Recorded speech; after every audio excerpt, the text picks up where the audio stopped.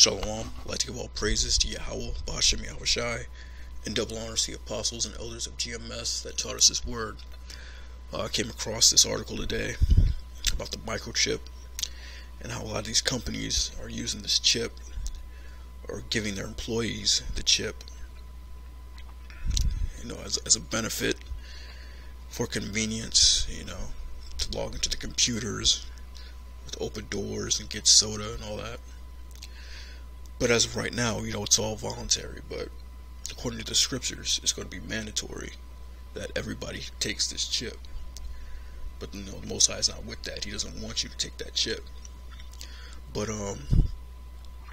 this is from an article entitled, or from technologyreview.com, entitled, "This company embeds microchips in its employees, and they love it." When Patrick McMullen wants a Diet Dr. Pepper, while he's at work, he pays for it with the wave of his hand. McMullen has a microchip implanted between his thumb and forefinger, and the vending machine immediately deducts money from his account. At his office, he is one of dozens of employees who have been doing likewise for a year now. McMullen is the president of 3 Square Market, a technology company that provides self-service mini markets to hospitals, hotels, and company break rooms. Late August, he became one of roughly 50 employees at his headquarters in River Falls, Wisconsin, who volunteered to have the chip injected into their hand.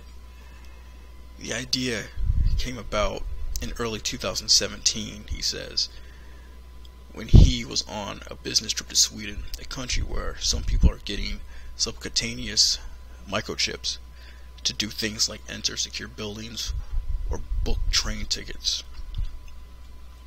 It's one of a very few places where chip implants, which have been around for quite a while, have taken off in some fashion. The chips he and his employees got are about the size of a very large grain of rice.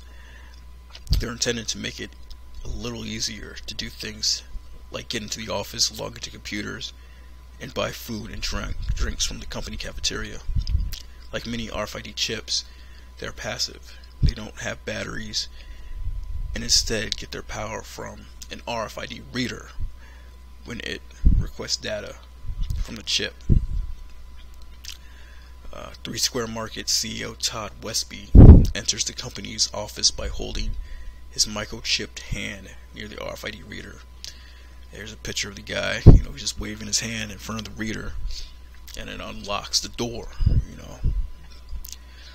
That's how they want to package this thing, convenience, more comfortable, just easier. All your medical records are on it, and everybody's going to line up to take the chip.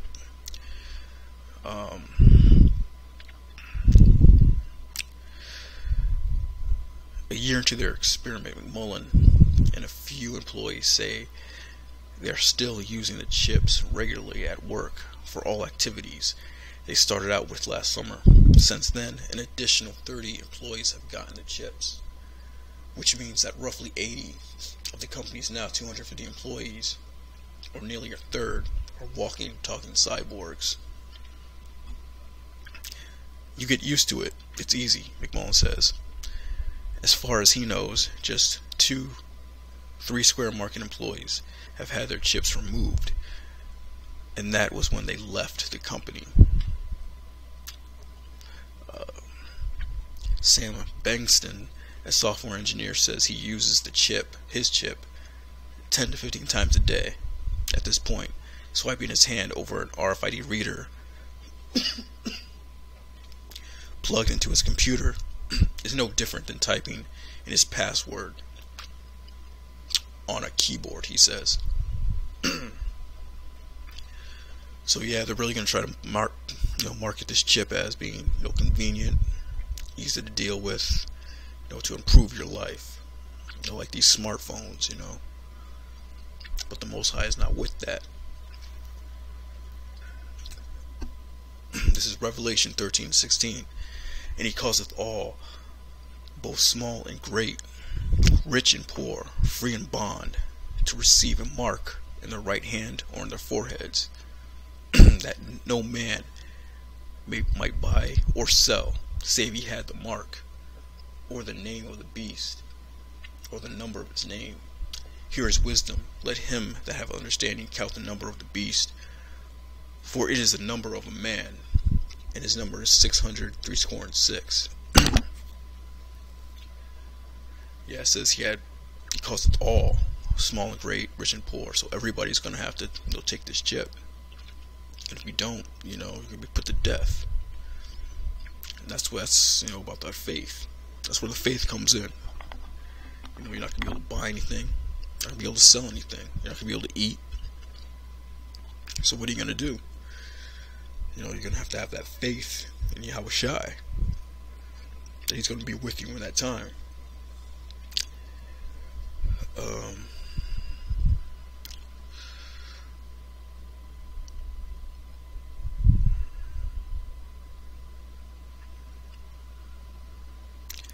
Next scripture is Revelation 14:9.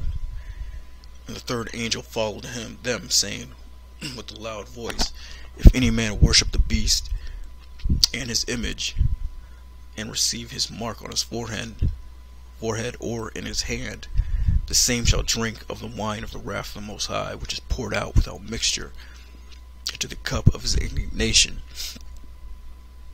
And he shall be tormented with fire and brimstone in the presence of the holy angels, in the presence of the Lamb. Yeah, it says, if any man worship the beast, that's on NATO, EU, his image of the beast, that's Roman system, reincarnated as America, basically this whole system, and receive his mark in his forehead or in his hand, that's a chip. The same shall drink of the wine of the wrath of the Most High. That's that nuclear missiles, man. Poured out without mixture. So if you take that chip, you have a date, with the missiles.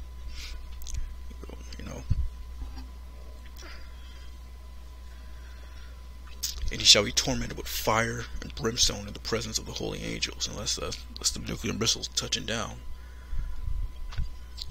The presence of the holy angels and the presence of the Lamb. Yeah, Yahweh Shai, the angels are all gonna, be in the chariots along with the elect, while everybody else is down, planet Earth, America, being burned up in the missiles. The ones that take that chip, the 2/3. So yeah, so what are you gonna do? You gotta have that faith.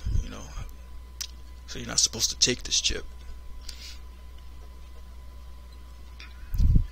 When it becomes, involuntary, when they force you to do it, you have to say no. You have to have that faith that you're going to get fed, and if you're going to be a martyr, then you pray for strength, and the Most High will give you that strength to deal with being a martyr,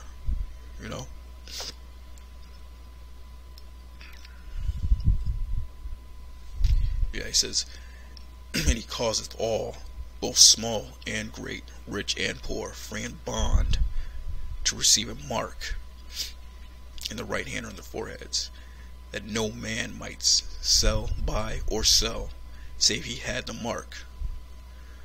So yeah, it's all going to come down to faith. It's all going to come down to what you have on the inside, and if you truly believe in this word.